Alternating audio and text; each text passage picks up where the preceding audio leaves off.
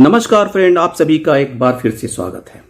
Friends, public sector bank employees के संबंध में एक article Shri Kamal Bandopadhyay, consulting editor, Business Standard and senior advisor, Jana Small Finance Bank ने एक आर्टिकल पब्लिश किया। उस आर्टिकल में जो लिखा हुआ है मैं आपको उसको शेयर कर रहा हूं।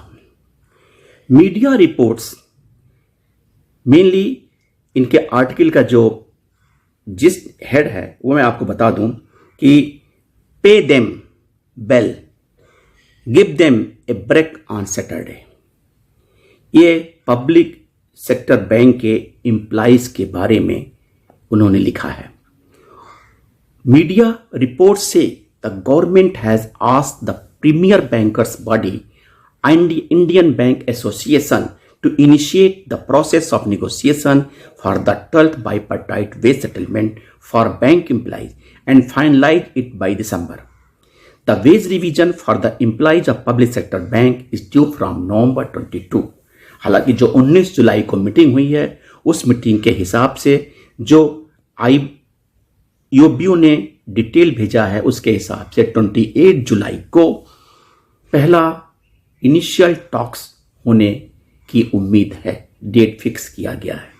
The 11th bipartite wage negotiation concluded in 2020 after 3 years of the intense discussion between the IBA and the bank employees unions agreed upon a 15% wage revision. For the clerical staff called workmen, this translated into an annual outgo of rupees 3,385 crore. For the banks covered by the wage settlement, including the officers, the last wage division led to an additional yearly outgo of 7,898 crores. The combined net profit of the 32 listed private banks and PSB in the financial year 22-23 were up 40.56% to rupees 2.29 trillion. The profits of PSB as a group exceeded rupees 1 trillion, about 57% higher than the previous year. Only the salaries of clerical workers of the private and foreign banks are covered by this, unlike public sector bank, whose officers too are part of the wage settlement. Incidentally, the 10th bipartite wage settlement, effective from November 2012, offered a 15% wage hike for public sector bank employees, lower than the 17.5% hike given in the previous settlement.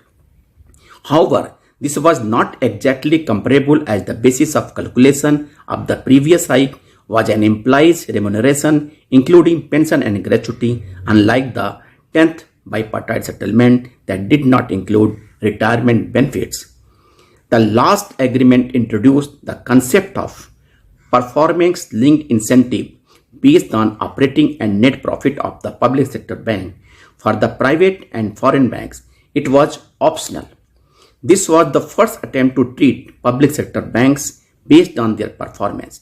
Public sector banks are very different from each other when it comes to the parameters such as business per employee and profit per employee, return on assets and return on equity, among others, and yet their employees are treated equally for wages. The performers are not rewarded.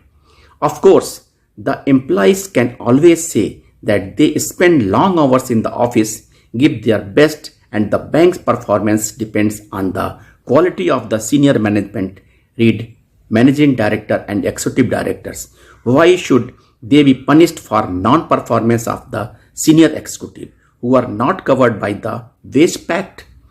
Still, an industry-wide wage pact may not be the best performance appraisal process, and the benchmark for such a pact typically is the paying capacity of the weakest banks in the pack. This is the unfair to the employees of a strong and profitable bank. The performance-linked incentive introduced in the last wage pact has tried to address this issue partially. This time around, going by media reports, the government is stressing the importance of fairness and equity in the wage revision to ensure that the compensation structure remains competitive with other players in the banking industry. This is critical when competition is getting fiercer and banks are fighting it out hard, both the deposits and loans. Apart from job security, PSB employees at the junior and middle levels are looked better than their peers in the private banks.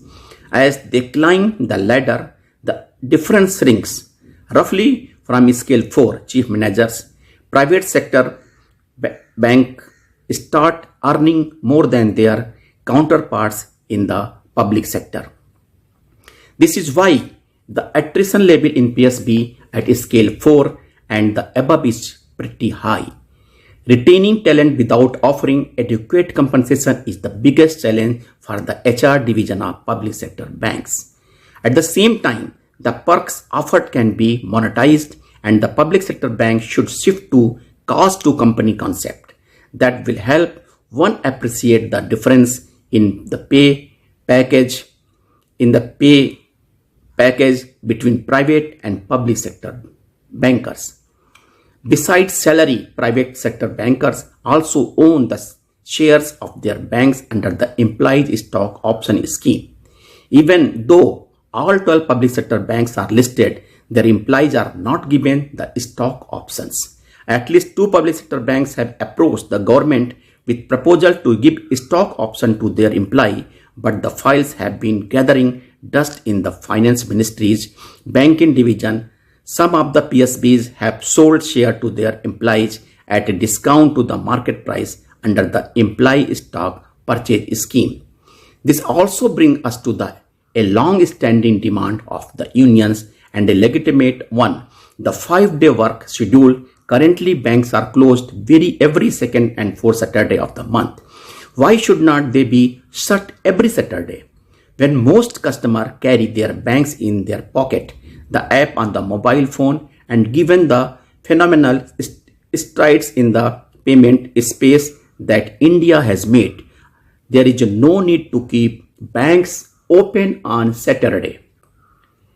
Another contentious issue have been pension as a third retirement benefit. Beside gratuity and the provident fund, it has a checkered history beginning with a nationwide strike on 30th April 1992. In fact, the 1990 were fraught with the frequent bank strike on this issue. So far, it has not been resolved fully.